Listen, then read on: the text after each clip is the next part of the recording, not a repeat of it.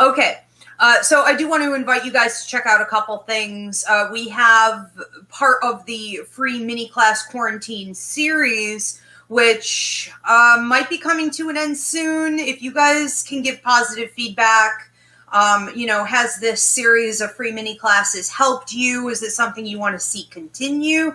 If you do, I am considering extending it. I have a ton more to talk and teach about. Based off of things that we discuss at the academy and I talk with my clients about all the time. So let me know. But we are getting out of quarantine here soon in New York State. So I'm in debate on how to proceed.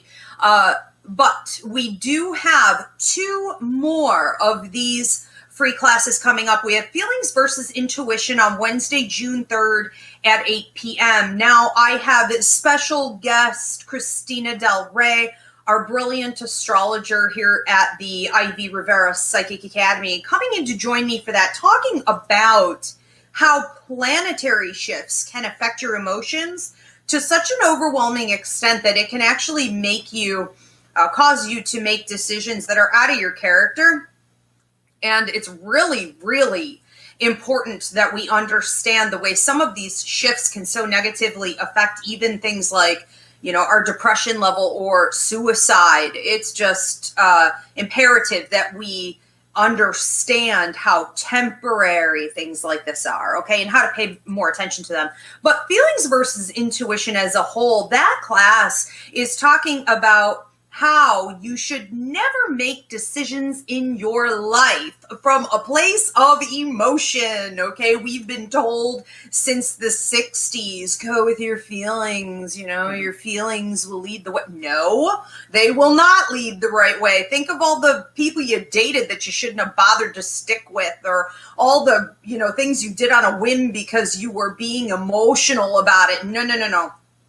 Okay, so you want to make all of your life decisions, these important factors should be based on your intuition, your gut instinct. And that rarely matches your emotions. So we're going to break that down for you. We have another one coming up called Your Fear of Leveling Up. Why is it that you choose repeatedly not to level up? Why is it that in the past maybe you made that mistake? We're going to break down why this happens and what you can do to combat it on Saturday, June 13th at 9. Okay, we have a ton of other things going on, but I want to get right into this. We have a few people tuned in? Mm-hmm. Okay, very good. All right, so welcome everyone. I'm Ivy Rivera, psychic medium. I'm a tiny Noarawak, and I own a school called the Ivy Rivera Psychic Academy. Today, we are doing a free mini class as part of the quarantine series called Dreams, Symbols, and Deja Vus. All right, so I want to talk to you guys about the 3 different kinds of dreams. I break this all down more in depth at our Dreams class, which is up on the website for sale. It's 2 hours, or it's coming up when? On the 16th? That's correct. If you want to join us, online for that. But some of the things that I talk about in this class are the 3 different kinds of dreams. They are subconscious, visit, and prophetic. Now, you guys can feel free to start posting your questions here. Paul will be taking them throughout the show, questions, comments. And at the end, I do want to analyze 2 dreams for you guys. So if you have a dream, especially something recurring, feel free to post it. Let's break down these 3 different categories of dreams: subconscious, visit, and prophetic. Well, subconscious dreaming is really your own attempt. It's your brain's attempt at bringing into focus or coming to some type of a conclusion about a dilemma you're facing.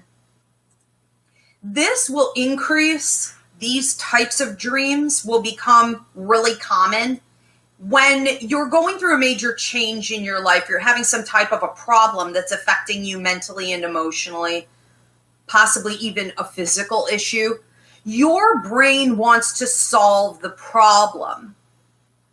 And we don't give a lot of time in our waking hours. Our daytime hours are spent left brain. logical thinking, and working. And because of that, we don't spend enough time on the right side of our brain, which is our intuitive side. It's where we problem solve creatively. It's where we're in the flow and we find closure and healing and we piece things together because we really have been trained by society never to go there. What happens is that your dreams get backed up with this problem solving process of subconscious dreaming. So you have a problem with your boss at work, you have a health condition going on, you have a problem with your child, there's a problem in your marriage, whatever. You're going to spit these types of dreams out over and over and over again, trying to figure out a solution. But because most people wake up and don't remember their dreams, it can be that you never reach that point, okay? So it's really, really important that we're all keeping a dream journal all the time so you can decipher, okay, what kind of dream did I have and what was it telling me? How is it useful? We need to remember that our dreams are a roadmap for our lives. They're not only helping you to process what's unfinished, they're also helping you to understand what steps to take next and where you should be going. A practice I got my children into was driving to school every morning and we would all analyze our dreams in the car. It's the native way to get together and to talk as a tribe about the dreams that everyone in the group had. Because your dreams aren't only helping you, they're helping those in your circle, or they could be about the world and events that are occurring.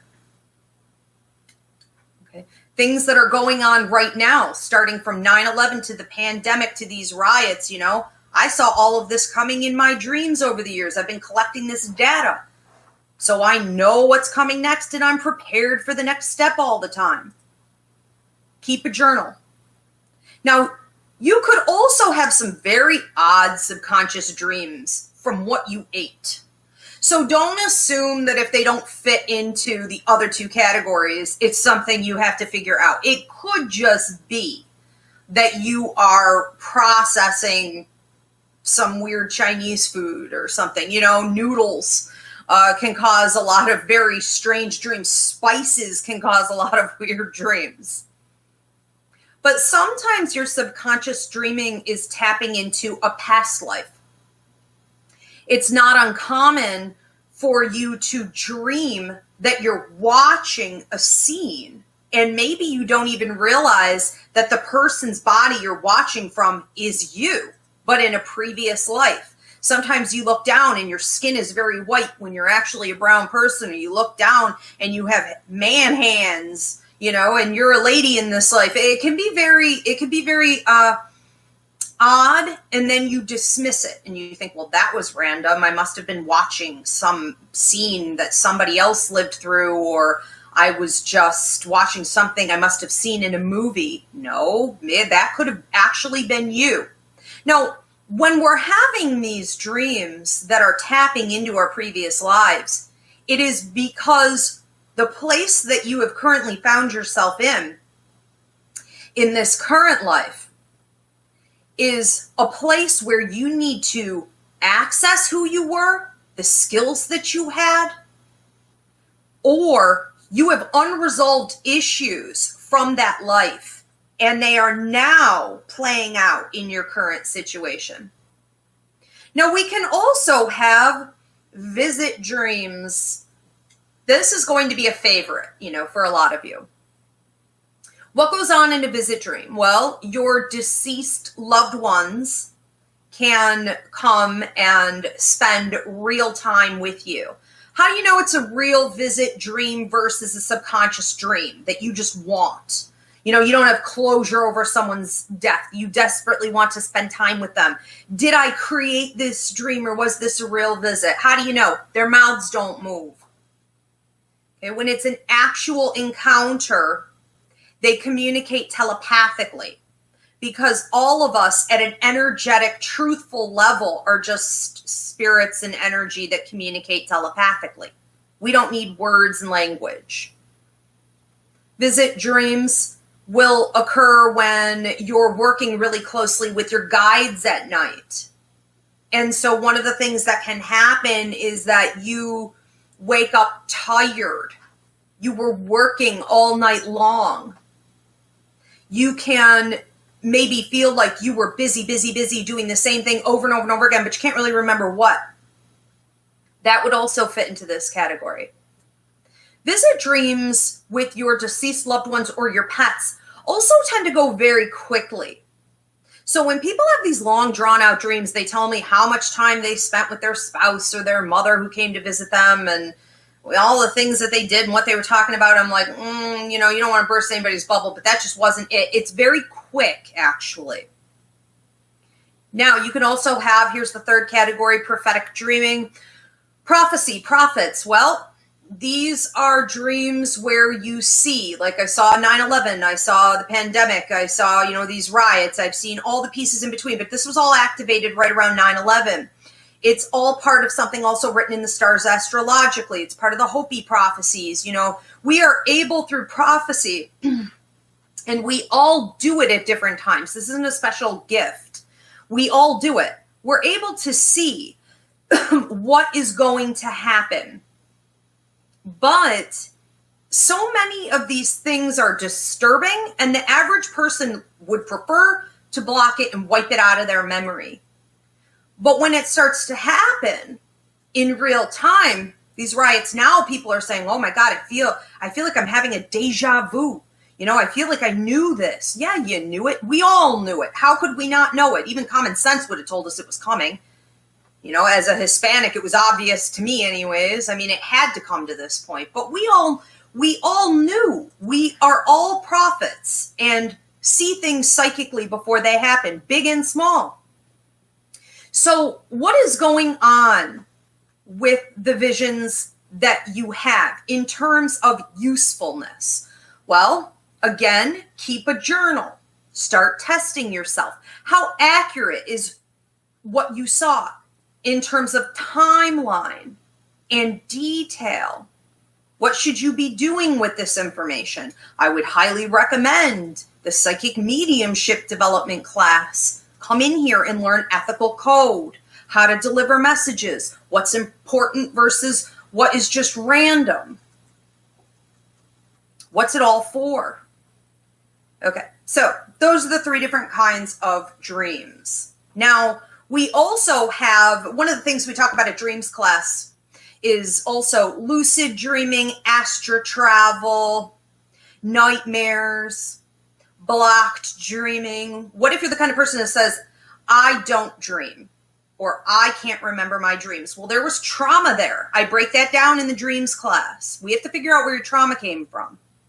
Astral travel, traveling to other dimensions. Is it possible? Absolutely. It also causes sleep apnea and sleep paralysis. So you may be doing this involuntarily. That's where you're getting sucked into a tube or a tunnel or a hole, and you can't sort of get back in your body very easily. Lucid dreaming, the concept of controlling your dreams. Whether it's flying or it's confronting a fear, lucid dreaming has become so important, especially in my psychic mediumship students in their everyday lives, because the more intuitive you get, the more overwhelming your sleep state can get. And it's often affected between 3 and 5:30 in the morning. That's the haunting hour. We have to use lucid dreaming techniques to get control, to make sure that our dream state is a positive one. We're using it for rest and healing. It is your sacred time. So lucid dreaming techniques are huge, okay? I hope you guys join me for the dreams class. Again, you can get the video download or join us on the 16th for that to learn more about those. Let's talk about symbology. I want to get through symbols, and I want to talk about deja vus and then start taking your questions. So what are symbols all about? Well, ancient archetypes, and we look at psychology. Carl Jung talked about it a lot. We look at Chinese symbology, native symbology, numerology, tarot, astrology. I mean, we can go in a million different directions with symbols. What is the common theme? Well, they are all messages. So every symbol you receive whether it pops in your head randomly while you're driving around or you're dreaming and you've collected a bunch of these weird symbols. They're all part of a messaging symbol. The language needs to be learned by everyone. We've gotten out of touch with our roots. One of the easy ways to look up symbols accurately, okay, this book, you guys probably can't see it very well, but Paul, will you actually post the title of this book? I will. Okay, this was my great-grandmother's dream book. It came out in, I think, 1970. It was reissued in 95, and sometimes you can have a hard time finding it, but you can order it, online too. It's called The Dreamer's Dictionary. It was written by Lady Stern Robinson and Tom Corbet. And it is a psychic and a psychiatrist who got together and took the symbols and made a very accurate database that still really stands.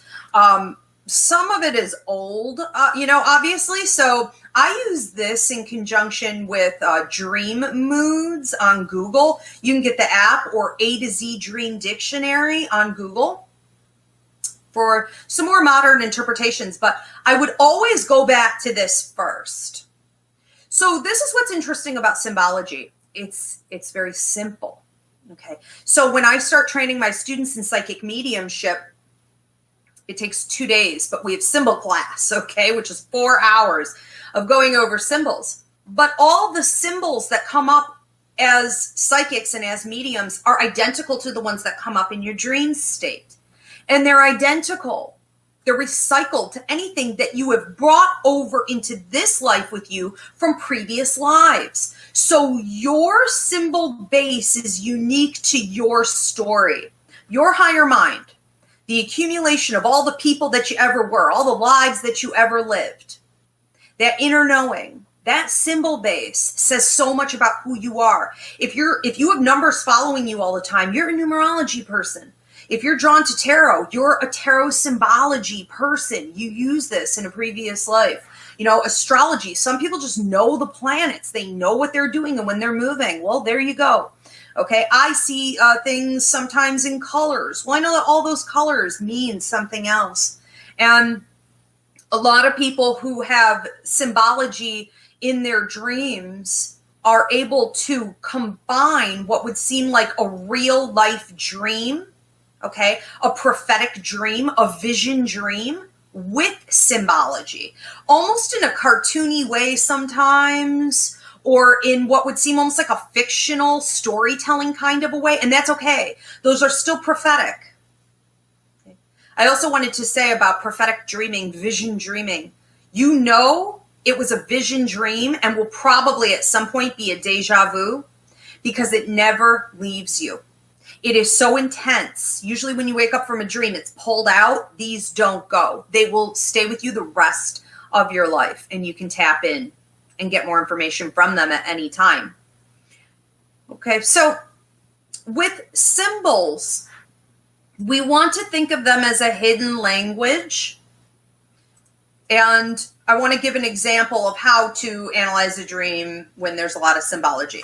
Say you have a dream about a house. You dream that you're in the basement of a house. And there are a bunch of other people there that you know. And everyone's trying to do something, but they're not successfully completing the task. And you feel like you want to get out of the basement and you're drained by the situation. Okay, well, let's break this down.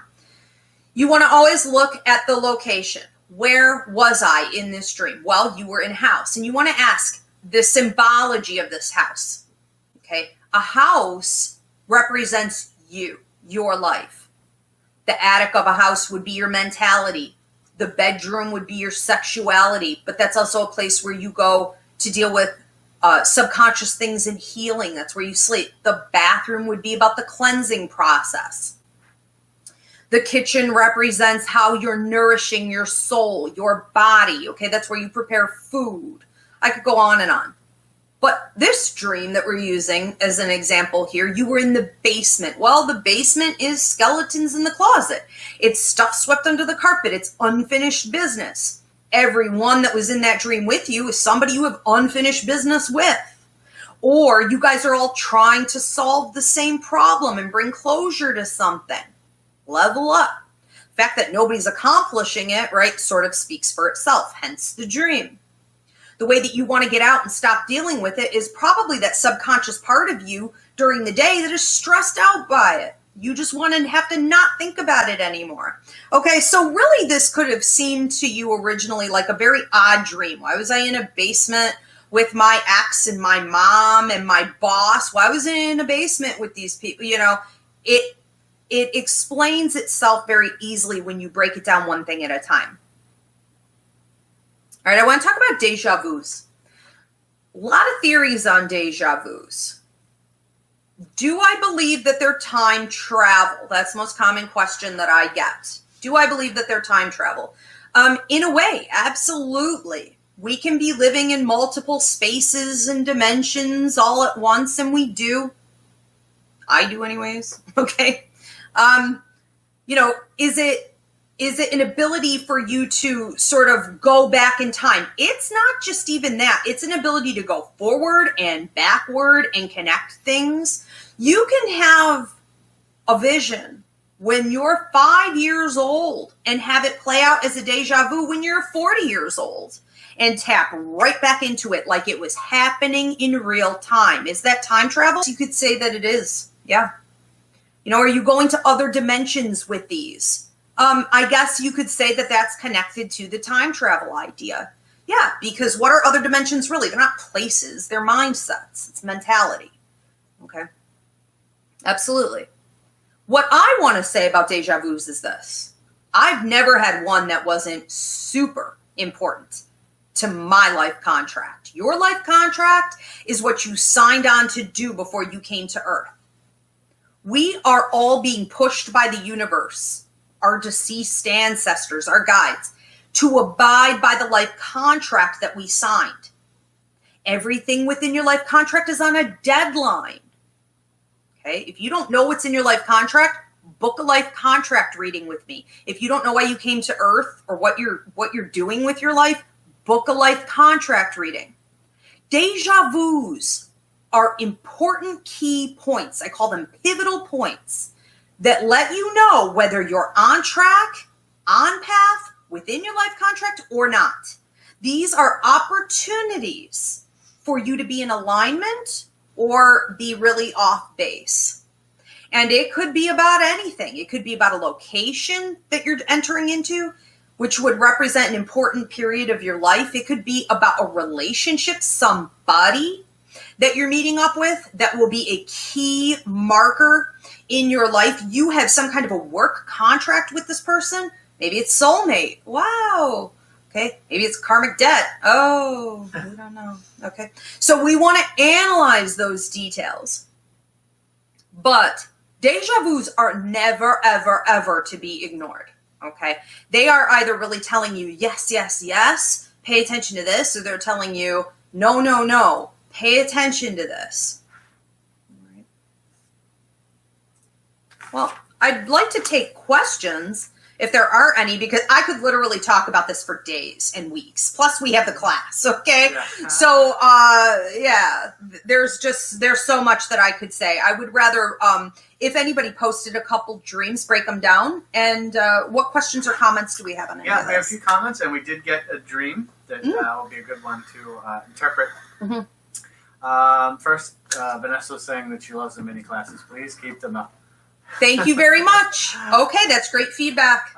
Amy posted that she bought the book after you did guides, or she downloaded guides class and bought the book, and she checks it all the time. Oh, good. So what Amy's talking about is Meet Your Guides class, where I introduce you to each one of your guides that are appointed to you. And that's so important. Amy, thank you for explaining that to everybody, because your guides will speak to you in symbols. Your guides will speak to you about the direction and choices you should be making in your life, especially with relationships and your work. And they will catch you at times when you're going to hear them best. And often that's when you're sleeping. And so they're going to have to use symbols. And this book will break down what they're trying to say to you. That's huge. Good. And she said that her dreams have been out of control lately, and then asked, how can you tell if the dream is subconscious or prophetic, especially if it doesn't relate to what you perceive to be a problem in your waking life? Sounds like she has something very specific she's talking about. She wants to know, how do you know if it's prophetic or subconscious? Yes. Okay. Well, prophetic dreams, aka vision dreams, are incredibly, incredibly intense, and you cannot shake them out of your memory. And they often turn into deja vus. So you would be able to tap back into a vision dream that you just can't seem to shake at any point. Now, this is a technique I use with my students. I will train them to examine a vision dream and to go get more information, ask questions of it, use the symbology. You know, there's so much depth there that we just toss to the wayside thinking that was a weird dream, that was super intense. There's a reason for that. A subconscious dream, on the other hand, the only time those really stick with you in a really intense way is when they're becoming overwhelming and you're struggling to reach a conclusion.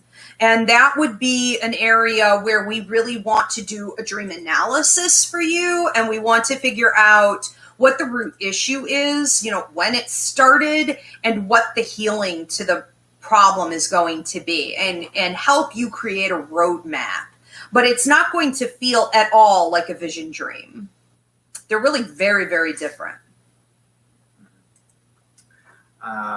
We had a comment from J.C. Crowder. Okay. Who says that several years ago, I had a dream of a coworker being murdered the same night she was actually murdered. Mm-hmm. It was very weird, nothing like it before or since. Mm. It was freaky. I thought maybe she was trying to reach out to someone for help or something. I didn't even know her that well. Mm. Well, it's called messenger of death syndrome, and it's something that a small portion of psychics have. Now, everyone is a psychic. Everyone is a medium. That's a given. But when I'm talking about it in this way, I think it is important to look at how it's sort of rare, even among those that are more psychic than others. So what this means is that you have a lot of untapped potential. And a lot of people who have messenger of death syndrome end up battling some mental illnesses and depression and anxieties. So you're going to want to be careful with that. Sometimes they lean more toward drug and alcohol abuse issues, escapist tendencies. You're going to want to be careful with that. And what really happens too is that there's a survivor's guilt element here. And so a lot of people push toward extreme religiosity. Don't go there either. There's just a good, healthy way to be balanced with this gift, okay? So that is one area, and I don't like the word gift in any of this, but that is one area where I would say it is sort of a gift, because it is a very small percentage of psychics that have it. And what happens is that you have to understand that the more you feed it, the more you're going to get, okay? Just even you acknowledging it today probably means that there's going to be more. You're kind of opening up Pandora's box, and you're embracing it. What you feed, what you embrace, you get more of. But people don't like it, okay? What it can lead to, and what it can mean for you eventually, is that as your intuitive abilities increase, and we have to remember that intuitive intuition never decreases. It never goes in reverse. Whether you like it or not, whether you block it or not, it cannot go in reverse. Whether you medicate it or not, it doesn't work that way. So as it increases, what you should be mindful of is that you will probably start to have a lot of paranoid thinking and feel a lot of like, oh my God, the other shoe's going to drop. Something's coming, and you're accurate in that, even though you don't know what it means. It can happen when the guy next to you is stopped at the red light, and you're picking up on something from his life or, his vehicle. It can happen when you drive through certain areas where something tragic occurred, like a horrible car accident. It can happen when someone is about to text you or send you a message on Messenger or post something, and something bad's going to happen to them. It is essentially the ability to see disaster coming or death, and not typical to see that most people who have it don't know what to do with that information. So we train in the psychic mediumship course here. That portion of my children, everybody gets trained the same. Okay, so all the students get trained the same, but those that have it would have to be more watchful about following an ethical code of conduct, because those psychics might not know the difference between, I think that's why children just popped into my head. Sometimes they run at the mouth a little too much, and their messaging can be very negative. And it's like, whoa, there's a lot of stuff you're not supposed to say, okay, when you have messenger of death syndrome. So you would only want to deliver those if it is for preventative or healing purposes. But it's okay. We have to embrace it and say, it's okay that I have this. It is of use, and I'm not going to be overwhelmed by it. I'm going to control it. That's a good one. Yeah. We just got another good question, too. Okay. Jamie Lynn is asking, how can we tell the difference between working in our dreams versus the deceased bombarding us to send messages through us? Should I be setting boundaries or keep doing the work in the dream? No, you can't work all night long. There's no point. You're just going to get burnt out, and you're probably not that accurate in it. And you're going to get a lot of spirits that want to deliver messages to people you're not going to feel comfortable delivering to, unless you're going to pull a Long Island medium and be going up to people on the streets. They'll just bombard you all night long. They'll bombard you all day long too. So what I would recommend is the empathic awareness training, which will help you to use the tools in boundary setting and shutting off. Okay, so I tell people all the time, they're like, they walk by me and they go, oh, what'd you get off of me? What'd you get from me? Nothing, because you didn't pay me. We're not sitting here, collectively. This wasn't scheduled, and I'm not on right now. Half the time I'm lying, but still, you're either on or you're off. And any reader out there who says, well, I can't turn it off, that is not true, okay? God didn't plop you on earth with no skill to turn off. So don't ever believe when people tell you that. You can control it, but it is not an instantaneous type of a thing. You have to work at it. You have to create a pattern, just like creating any healthy habit in your life. And you have to think of how long you didn't turn it off. Okay, so for as long as you were feeding the problem, essentially, now you're going to have to counteract that by cutting it off. And nighttime is the time to cut it off. Now, if you are the type of light worker that works for angels, we have Coffee with Your Angels class that'll help you, and works for guides, we have Meet Your Guides class that will help you. If you are here to do this work, you're a light worker, then you're going to work with them when it's important to do so, but you will also have some rest time. But yes, boundaries with the deceased. Absolutely.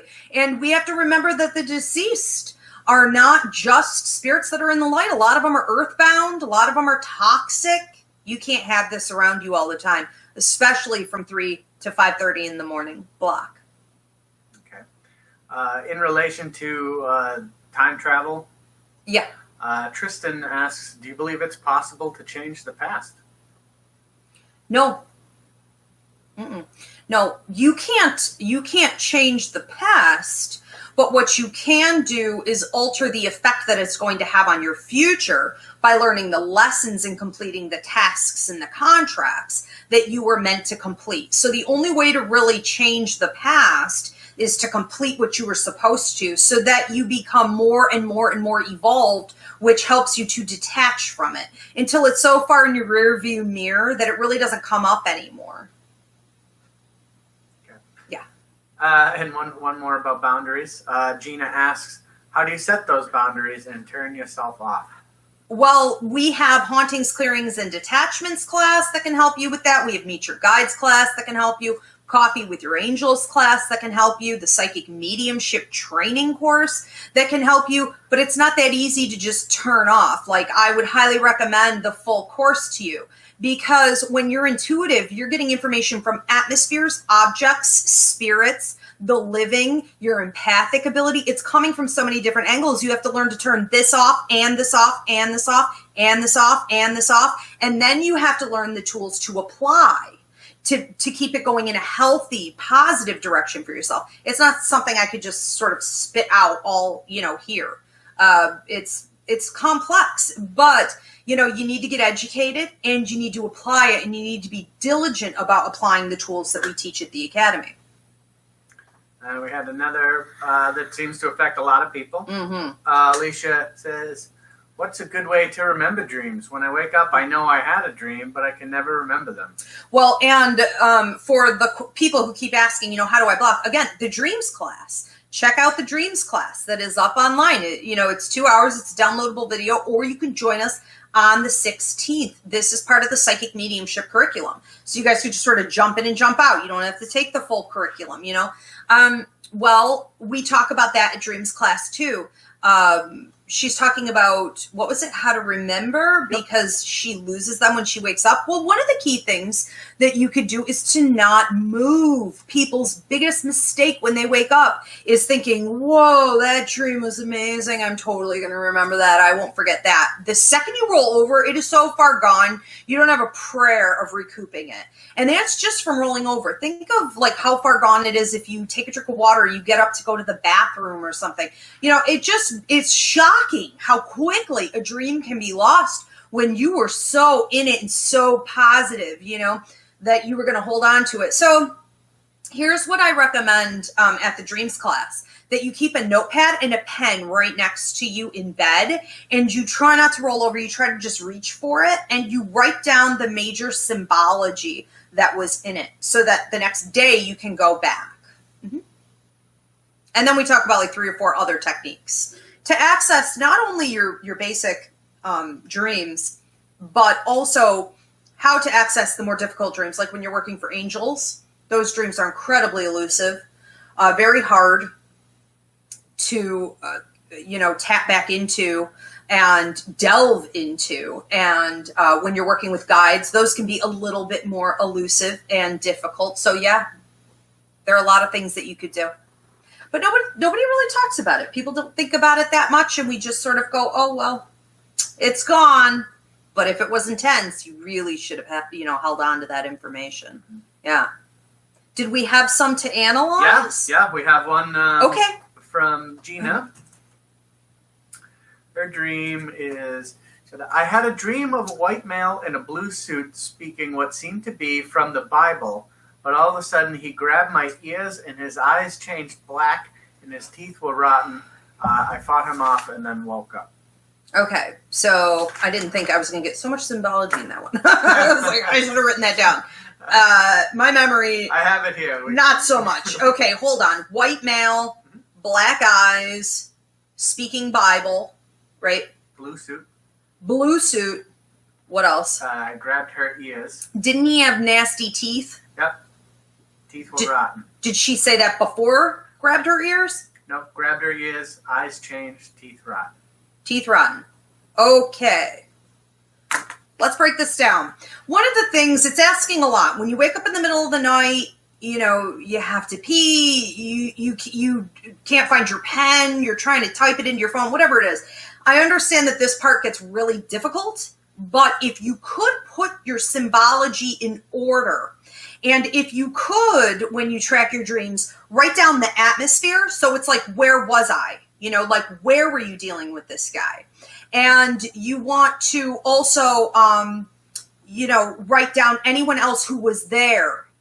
So it's atmosphere, it's who, what you're going to take with you, and you don't have to work at this part at all, is the emotion of it, the feeling of it. Okay, so you can even have a horrible dream. You could have dreams that you're actually chopping up bodies and putting them in the trunk of the car, and there's murder and death and gore, and it's actually positive. Okay, so you have to remember that the feeling actually dictates a lot of the dream. This situation, we're going to look at in order to show you how to do this. Well, we have a white male. So the white male is probably representing someone in a position of authority, right? There is no greater authority than the white man. Okay. You could also say that that is typically a symbol of corruption, or someone who uses their power to, dictate to others, and it could be menacing in some way.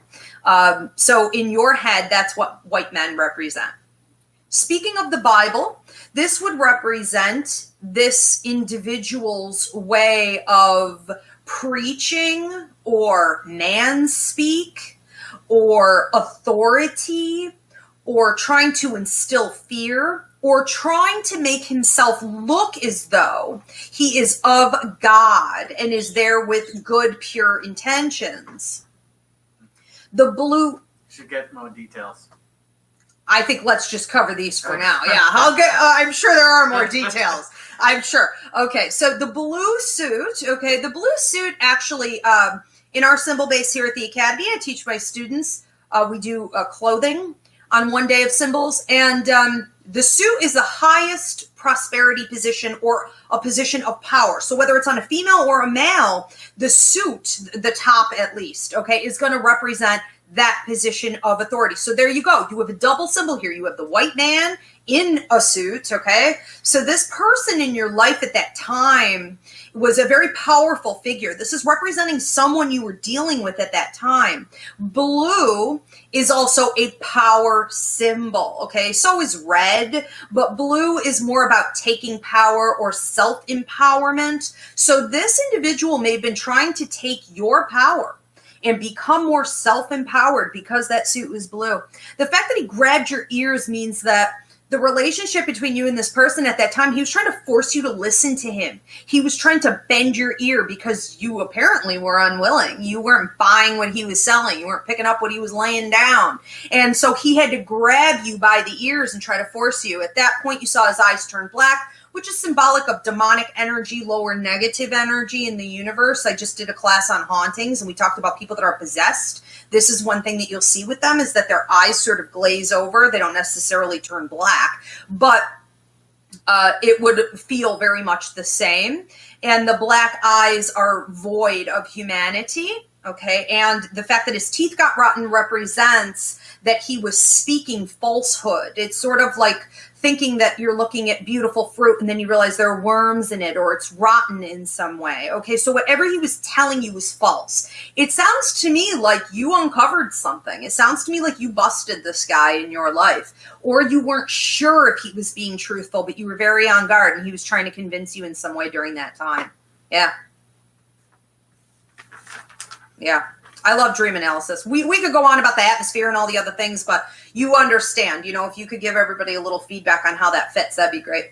Do we have another one to analyze? Yep. Okay. Amy has a dream from years ago, still remember vividly. Yeah. I was standing in a carved stone pool surrounded by Cambodian monks. I went underwater, almost like a baptism, and I saw the light shining down and heard the voice of God. I don't remember the message, though. But I did hear someone say, "You're ready," as I came back to the surface. Okay. So again, we have a dream that could feel like a vision dream or a subconscious dream. And it was also tapping into a past life. So around the time of this dream, you would have a past life that either has unfinished business or you need to tap into who you were in that life. Okay, clearly you were a Cambodian monk, or you worked with them in some way, or they baptized you when you were somewhat within that order.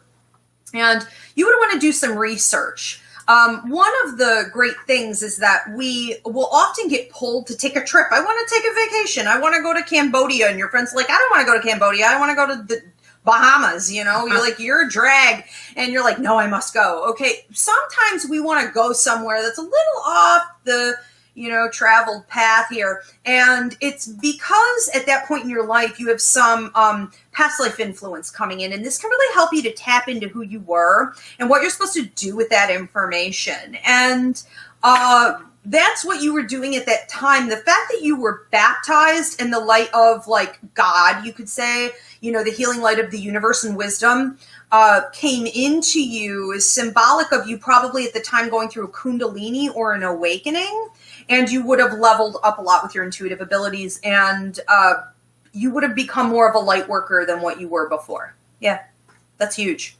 Huge. All right. Gina and Alicia said thank you for answering the questions, and Miss Gina said, "Oh my God, helped so much. Thank you with the dream analysis." Good. That's very awesome. Excellent. Yeah. All right. Well, I hope to see you guys for Dreams class on the 16th, where I will help you to understand how to control things, how to set proper boundaries, how to turn off some of this activity, how to use lucid dreaming techniques. We cover astral travel. We get more in depth on all of this and a couple other things, and everybody gets one dream analyzed as well. So that'll be on the 16th at 7 p.m. Eastern through Zoom, or the Dreams class is available through video download anytime. It's already up on the website. I will see you for the next free mini class, part of the quarantine series. That's going to be June 3rd, Wednesday at 8 p.m. Here again for feelings versus intuition, how not to make decisions. Never make them from your emotions. We will have Christina Del Rey, our astrologer, coming on to talk about how planetary shifts can cause you to make bad decisions from your feelings as well. And tomorrow is my Ask Ivy show at 9 p.m. Eastern, where I take your questions and I give your weekly horoscope. So I hope to see you guys there too. Thank you, Paul. You're very welcome. Thanks, Thank everybody. you.